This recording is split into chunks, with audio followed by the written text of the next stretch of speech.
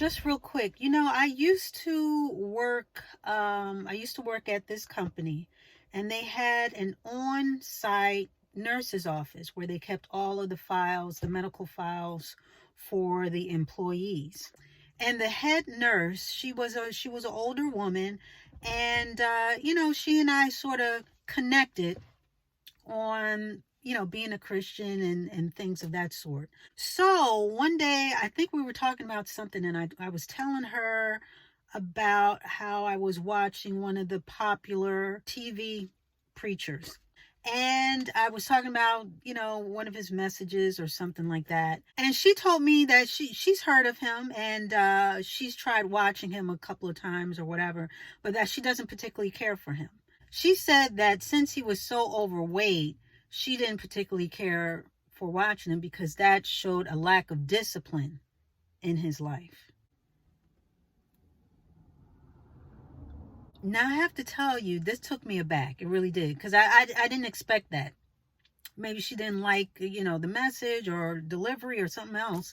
But the fact that she did not feel that he was qualified to speak or be a preacher because he was overweight, I had never heard that before. I think I was so dumbstruck, I don't even remember what I said back. I think I was sort of like, really? You know what I mean? That type of reaction. And I just remember it sitting with me, and I was just like, well, I don't see what that has to do with anything. She was a woman who sort of stood by her guns, you know what I mean? And she was just very, very adamant about certain things. And this was one of those things. She did not feel like he should be preaching when he had such a handicap, if you will. So again, I was a little shocked. It was very judgmental, needless to say. And again, I couldn't connect the dots. I didn't see how one would, I guess, influence the other. Now, I understand if he were a weight loss guru, if he claimed to, be a weight loss guru and was trying to get people in shape and this and that was his ministry, then I understand not really signing up for what he has to say. But being that he was a preacher, and most preachers are called, okay, you're supposed to be called to do that thing. It is a calling on your life. But to judge someone on the way they look and disqualify them because of that, when what they're doing has nothing to do with looks or promoting any type of vanity or looks, I think that's a gross misjudgment. I don't see how his weight has anything to do with talking about God. Just like age wouldn't. Just like if he were missing a limb. And being that preachers are called, okay, they are called to that service. They are called to that act of servitude. Who are you to question God's authority on who he chooses to call for that role? I was really confused. I really was. And the fact that she said discipline, I mean, people are overweight for many different reasons. I mean, there are certain medications that can make you overweight. Of course, certainly overeating, but just for her to assume, unless she knew something I didn't know, because I don't try to assume too much about people. But again, to go off of the way someone looks, I mean, that's not very Christian-like to judge someone on how they look. Now, I understand if he were a drinker, a smoker, a gambler, if he had some type of vices and never repented for those and came on the pulpit and was up here trying to preach you to, a good life and how you should be, but he was not following God's own teachings. I understand that. But looks and weight, no. And it always cracks me up when people judge other people, but they're almost in the same boat as the people that they're judging.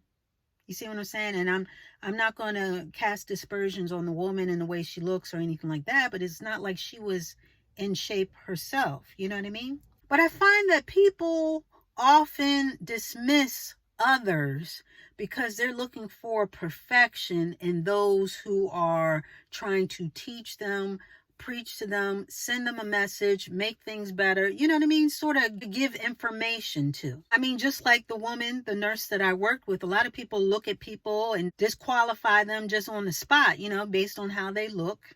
Okay, so she's not the only one. Not only that, but based on their past, even though they may have turned a new leaf and they're doing, what they should be doing now, a lot of people like to dredge up the past and say, well, you used to be this and used to be, to try and disqualify your message. And I'm here to tell you, don't let anybody do that. And don't do that to anybody else. It sort of reminds me of Steve Harvey. He came out with a book years ago.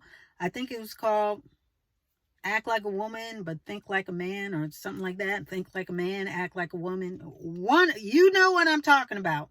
Anyway, it was an interesting book, but of course you had all the naysayers saying, well, what's he doing writing a book when he's been divorced? And I'm thinking to myself, but he's married now, and he can look back on what he did and did not do and help you possibly, perhaps, by letting you know all the things that he did wrong. Plus, he's a man. He's a man who's trying to tell women how men think and therefore how you should act when men think and do these things. How is he not qualified for that? And it's people who have been through things that have the greatest testimonies. You know what I mean? Because other people can really relate and latch on to what they're saying and not feel alone in those things that they are going through. So who better to teach somebody about marriage or about avoiding divorce than someone who has been divorced and is now successfully married? Messengers come in all shapes and sizes. They come in all forms, and you may be surprised where that message is coming from. But a good way to really test someone's veracity and someone's qualifications, if you will, for that particular message, they should match up with what they're selling. Now, let me give you an example. If you are selling something, some type of goods or some type of service, then you should be the walking, talking billboard for those said things. So if you are a hairdresser, your hair should be on point. If you are a fitness instructor and you're talking about people losing weight, you should be fit yourself. If you are a dentist with no teeth in your mouth, I'm not going to you. So that would be my litmus for anybody who has a message for me. The messenger should represent the message. You should be a testament to what you're selling. You should be a testament to what you're saying. So going back to the preachers, if they are living a certain way and promoting God's way of living, then I have no problem with whether they overweight, short, tall, wear glasses. A lot of rehab places, as far as alcohol and drug rehab places, a lot of those counselors were once addicts. Who better than someone who has gone through it to help you through it as well? And what great testimony do you have on the other side once you have been through those types of things? You know what I mean? And maybe you needed to go through it to help other people. You just never know how God is going to use you. And guess what? God can use anybody. Look at Paul. Look at Paul in the Bible. God used a man who persecuted Christians. He used to arrest and persecute Christians. God used the very same man to go and be a conduit for spreading the gospel of Jesus Christ. So God turned that zealot of persecution into an evangelist. So he turned Saul into Paul. Okay? Saul was his past. But Paul was who he was meant to be. He changed his life, turned his life around, and he became one of the most prolific preachers and teachers and spreaders of the gospel, of God's word. He was not a perfect messenger by a long shot.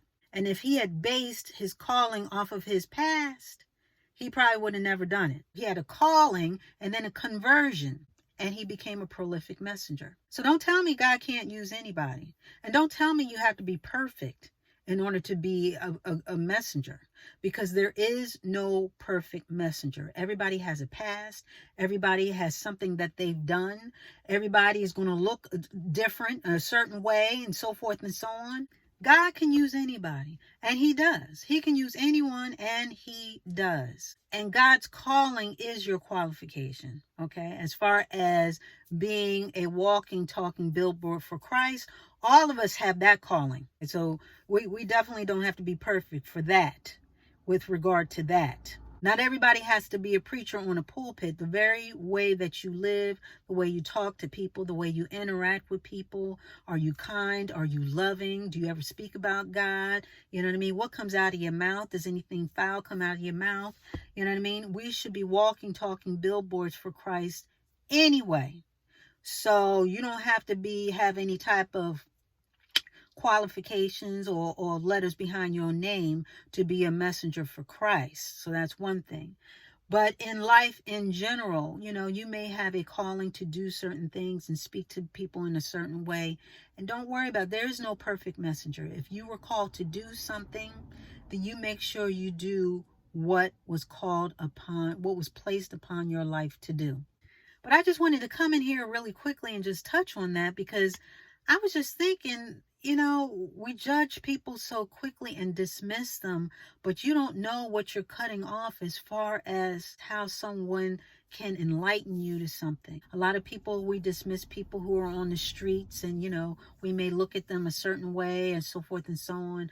And I remember meeting someone like that, someone who was homeless, but when I tell you, they had a whole wealth of information.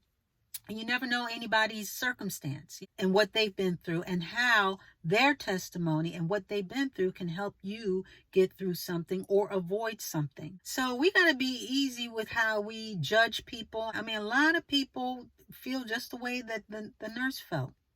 Not just about preachers, but about a lot of things. You know what I mean? And I think we need to be careful with that. They tell you not to judge a book by its cover.